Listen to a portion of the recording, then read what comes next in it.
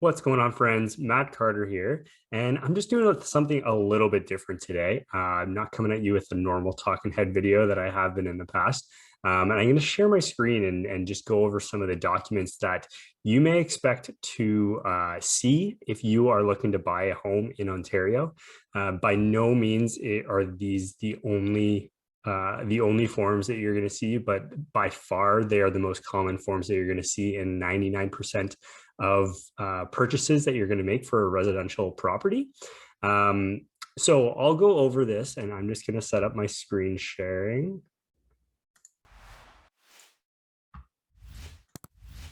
And here we go. So hopefully this all works. I won't be able to see it before I go to the editing portion. So hopefully we're all good. So first one up is called Working with a Realtor. And what this form is all about is basically just an information form for clients that are going to be working with a realtor, whether it's on the buying side or the selling side of things. And what it does is it outlines the relationship between the client and the realtor as well. So many people might be aware of the relationships that exist, but there are actually a couple of relationships that exist between realtors and people looking to buy or sell a home. So the first one and the most common type, and probably the one that most people are familiar with, is called a client relationship. And this is the highest form of an obligation for a realtor and a consumer in the public, and means that we're doing everything in our ability and giving you the most information as legally possible for us in order to help you out in either securing a home or sell your property. So once we enter this relationship, you can kind of read along that we need to protect your best interests if we are in a client relationship with you. So for the most part, you are going to be in a client relationship if you're looking to buy or sell a home. By far, it is the most common. But there is another one also called a customer relationship. And this is for people who, let's say they're doing a for sale by owner or some other situations as well. This could come up, and the customer in this case does not want the realtor to represent their best interest in the case. They still have to legally oblige by all the necessary requirements a realtor, as a realtor does, but it's a restricted level of service. And this means that we won't necessarily be informing you of all the best practices in terms of what to offer on the property or what offer to consider, more so just doing the paperwork involved in the whole process and helping both sides of along throughout the way. Next, this form just goes into something that's called multiple representation. Multiple representation occurs when both a buyer and a seller or multiple buyers are represented by the same brokerage. So what we'll get into after this form is actually the buyer representation agreement. So if a brokerage, such as the one that I work for, Prestige Brokerage, is representing the seller and the buyer, or multiple buyers in an offer situation, it's what's called multiple representation. And what this leaves you open to is possible bias occurring and the potential for information being disclosed that shouldn't be disclosed. Now, what this means is just obviously, we are not allowed to disclose any information to other parties that would be privy to just the relationship between the client and the customer and the realtor. So this is just more of an acknowledgement that this can occur. And if it were to occur, more conversation would happen down that road to make sure that we avoid any potential bias, any conflicts down the road as well. So if we get down to the bottom of the form, we'll just have the acknowledgement by whoever is signing, in this case, John Smith. And if you're on the seller side, you're entering a client relationship, you'll be initialing on the top portion here saying that the realtor is representing their best interests, or on the bottom if it is a customer relationship. Same thing on this side, but for the buyer side, and signatures and dates.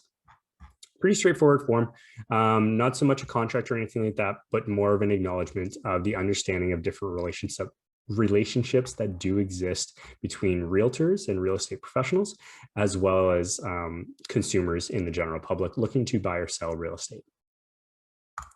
Next one up is the buyer representation agreement. And what this entails is the actual agreement between the realtor or in real estate professional and the client.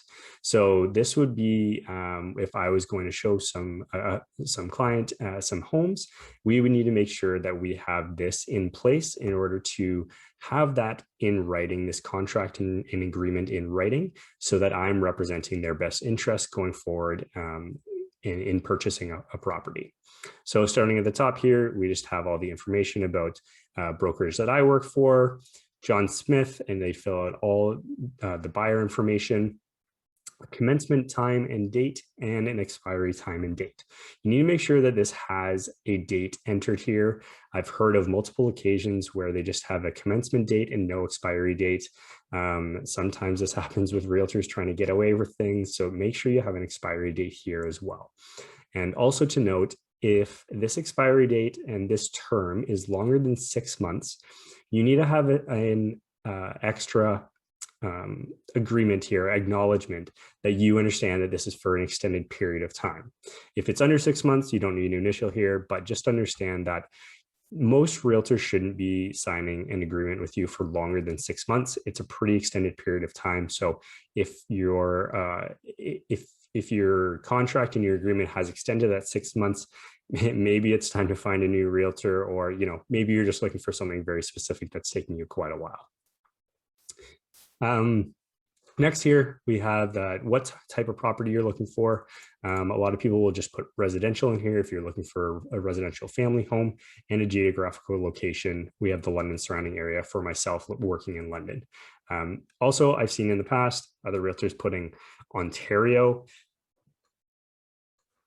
as the large geographical area, and from what I understand, that doesn't hold up too much if it came back. So make sure you get a local realtor to the area that you're looking in to make sure that they fully understand the market. So I won't go through all these in specific detail, all these pre-written clauses that are in here. I mean, you can pause this video and take a look in detail, but what I'll look at is the places that can be altered by your realtor. So making sure that you fully understand. One of the most important is the commission side of things. As realtors in the province of Ontario, most of us are paid through a commission-based structure, which is paid out by the listing agent, or by the seller and the listing brokerage. So going rate, generally speaking, in the London area, and I think in multiple areas across Ontario, buyer's agents are entitled to a 2% commission, which comes, like I said, from the seller on the sale of a home. So make sure you understand how much commission that the seller and the listing agent are offering to the buyer agent, because if there's any difference in this number and the number that they're offering, you may have to come up with that difference out of your pocket. 99% of the time it doesn't, but it could be the case. Sometimes listings only offer 1 or 1.5%, and you may be on the hook for an extra half or 1% of that purchase price out of your pocket. So just make sure you fully understand what you're signing and how much you are agreeing to pay your realtor, which ultimately comes from the sellers, but you may have to pay a portion of it in certain circumstances. The next editable area of this form is what's called a holdover period. So I have a standard period of 30 days in here, and a holdover period is essentially if I'm showing you around the houses and then for whatever reason we stop working together, our contract expires, or we part ways, or if you just go and start looking with another agent or by yourself for whatever reason. If I've introduced you to a property within the last 30 days, I'm still entitled to commission on that, in which case this 2% might have to come out of your pocket. So this more so protects agents across the province from consumers just working with multiple agents at a time and jumping from ship to ship, trying to get what they think is the best deal possible. So it's more of a safety net for realtors across the province. So again, I'm just going to go over, you can again pause this video at any time and look over all these clauses. But then we get down to the signature portion, which your realtor is going to sign, you're going to sign, the realtor is going to sign declaring that they have insurance, as well as an acknowledgement at the bottom, and you get all your copies sent to you at the end. Next form we have in a standard agreement is what's called an individual identification information record. And this is required for any transaction in Ontario. And this is done by the Financial Transactions and Reports Analysis Center of Canada, or otherwise known as FINTRAC. And this is required to prevent any potential for money laundering and terrorist financing. So you won't have to fill out any of this, but you will have to provide some information in order for your realtor to fill this out. Pretty standard stuff. Just basically your driver's license is the easiest portion of this. You'll send them a picture or a scan of it, and they'll fill out all the information here, and also your principal business or occupation. And there's some other stuff down here that you don't have to worry about too much, but you will just need to provide the information for your realtor to fill out this portion of the form. All right, next up, and we're getting right into the actual offer of the specific house that you're looking for. So the other forms that we've previously covered are just standard forms that you're going to need in place. Some realtors ask for them before even viewing any properties, but you definitely need them in place before placing an offer on any property. So this first one is a Form 801, also called the offer summary document. And this doesn't contain any specifics about your offer. It's more acts as a cover sheet or a title page, if you will, for your offer, and is used for a lot of administrative purposes. You can also register offers on a property with this without actually disclosing the details of your offer, which allows you to make any potential changes to your offer before the offer date or the time, the deadline for a specific property. So again, pretty standard for whatever property you're going to be offering on. The information of your realtor, your information, and then how the offer was submitted, at what time and date, and how long the irrevocable period is. So if you haven't heard of an irrevocable period before, basically what that means is the sellers have to respond to your offer either by accepting it, declining it, counter-offering it, or doing nothing within this period of time, whatever you give them. So if this time expires, if we go past 11:59 on the 8th of June and nothing has happened, your offer is no longer valid, and they can't respond to your offer anymore. And if you wanted to proceed with anything, you would need to draft a new offer up. So this can be used in a variety of different situations and strategies in order to best fit your situation, and your realtor can talk you through best fit strategies depending on which house you're offering on and when they're taking offers. Okay, next one up is the actual agreement of purchase and sale. So this is your meat and potatoes of your actual purchase and has all the details of the specifics for the property that you are looking to purchase. Again, you start with the date, your name, and the seller's name as well, the address of the property, as well as some legal information about it. And don't worry, obviously your realtor is going to fill out all these forms for you, and you'll just have to sign at the end of the day, but just make sure you understand everything that you are signing. So the most important one, arguably, is your purchase price, and this is what you're offering to purchase the property for. In this case, it would be $500,000, written down $500,000. And next one up is the deposit. So your deposit is required on most properties for purchase in Ontario. And in this case, and I would say 95+% of the time, you will submit a deposit upon acceptance of an offer. You do have other options such as herewith or otherwise described in this agreement, but the vast majority of the time, it'll be upon acceptance of your offer. I've gone into some more details in other videos about how much to put down as a deposit, but just for argument's sake and time's sake, we've put in $10,000 on this property, which is kind of the standard in the London area. This check is going to be made payable to the list brokerage, the list agent brokerage. Again, this will all be given to you. Your realtor will figure that all out. So if you do get an accepted offer, you'll have to write either a personal check, a lot of places take, or you can go get a bank draft or a certified check from your bank made out to the list agent brokerage, and they will hold it in trust until your property closes and you take possession of it. Next one up we have is kind of all these fill in the blank details here. So starting off, Schedule A is automatically attached to the end of any Form 100, and we'll get to it at the end of this. And that's where you can put in your clauses or any conditions that you do want in your offer.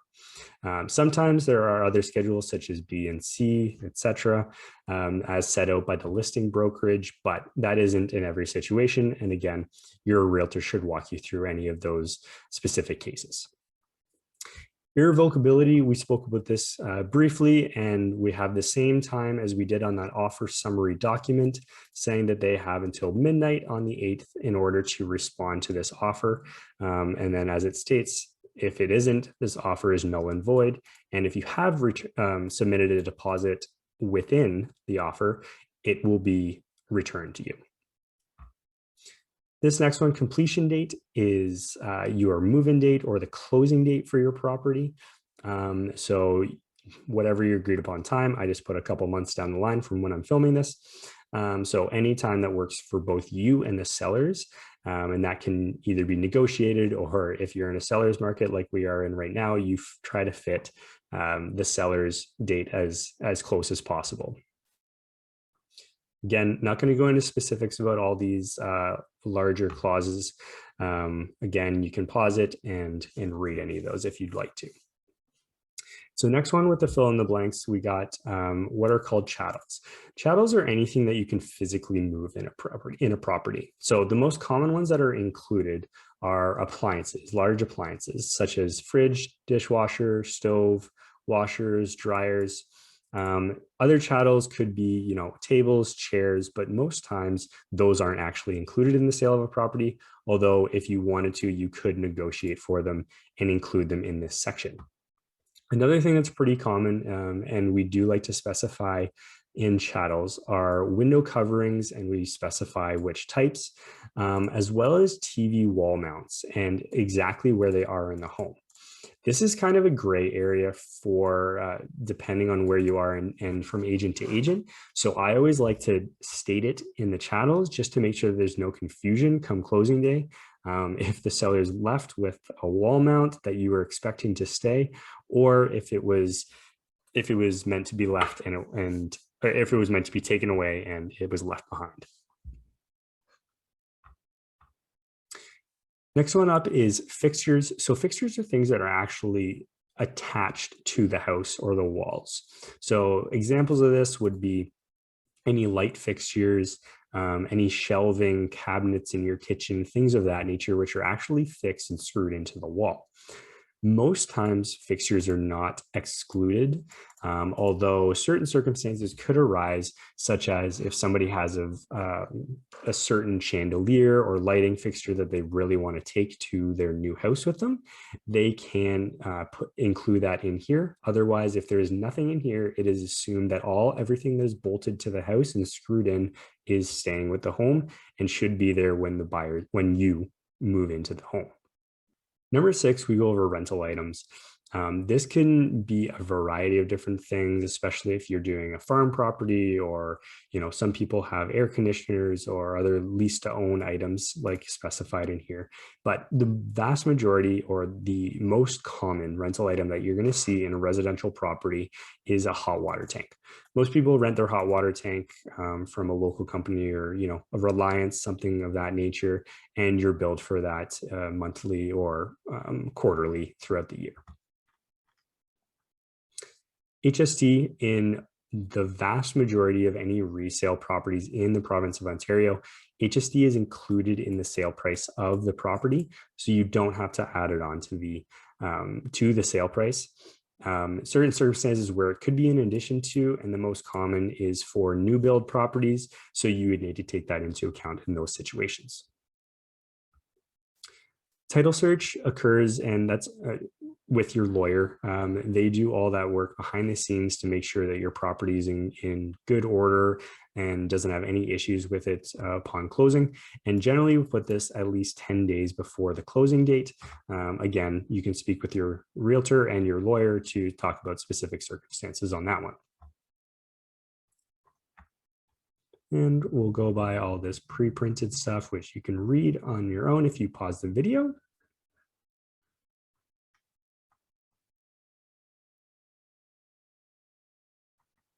And then we get down to the bottom here where we actually have our signatures and agreement for this purchase. So as a buyer, you're going to be signing this portion before you submit it to the seller. If you're the seller and you're accepting this, you would sign this portion as well as a confirmation of acceptance. If you had countersigned and then the buyer agreed to your counter terms, then the buyer would fill out this portion and saying that you're accepting their terms. And again, down here, you're going to fill out your information, your lawyer's information, who all the paperwork is going to go to. Your realtor will sign about this trust agreement and then how money will be held going forward. And then finally, the final page on the Form 100 Agreement of Purchase and Sale is called the Schedule A. And this is where you could include all of your clauses and conditions that you may want on your offer, such as home inspections, financing. There are usually some set out ones that most realtors include, such as how money is going to be transferred through lawyer systems. But again, speak to your realtor and as well as your lawyer to see which ones you need to be including in this section to make sure that you cover yourself and don't get into any potential liability issues. Finally, the last form that we have here is the confirmation of cooperation and representation, otherwise known as Form 320. And this form essentially goes over how both parties, both realtors or sales representatives, are going to be compensated and how they are representing the parties in the transaction. So in the first section here, your listing brokerage is, I've filled this out about how it would be filled out 95% of the time, probably more than that. Generally speaking, the listing brokerage is going to be representing the interests of the seller. And that goes back to our very first form of working with a realtor and the different relationships that exist between realtors and consumers. And it's saying that they're not providing customer service. They are a client in this situation. We also spoke about multiple representation. If the brokerage is representing both parties in the deal, then this would have to be checked off. And again, this is just acknowledging that everybody involved understands that multiple representation is occurring and they understand the terms. This section would be filled out if it was an off-market property or a for sale by owner. And then finally down here is for the cooperating brokerage, which is also the buyer's agent brokerage. So most times the cooperating brokerage is representing the best interests of the buyer in the transaction, and then how much commission they are entitled to as set out in the listing information.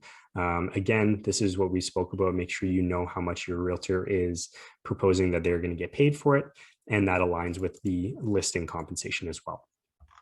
And again, at the very end, just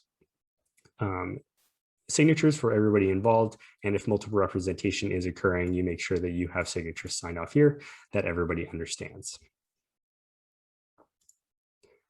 So that's pretty much most of the buyer forms that you'll need to fill out purchasing a home in Ontario. I know it's a lot of different forms, but your realtor should walk you through all the information required and get all the information from you, make sure they have it all filled out properly, and have you initial and sign everything where needed. But just make sure that you understand fully what you're signing. I've run into many situations where I've had clients who have worked with other realtors in the past, purchasing or just looking for homes, and they had no idea what they were signing. Going back to that buyer representation agreement, I've had people who have been in contracts that have been for over a year term and a large geographical region, and they just don't know what they originally signed up for. So make sure you're going through this with your realtor and understanding everything that you're signing, and in order to protect you and give you the best possible chance at securing a property. So hopefully that all helped you today. And if you know anybody that's looking for a home right now, make sure you pass along this information to them. Hopefully they can find it of value and help them in their home search process. Otherwise, if you have any questions or anything, make sure you drop them in the comments below. I'm happy to help out wherever I can. And before you go, make sure you hit that like and subscribe and get notified for any videos that are coming up in the future. And until then, have a good one.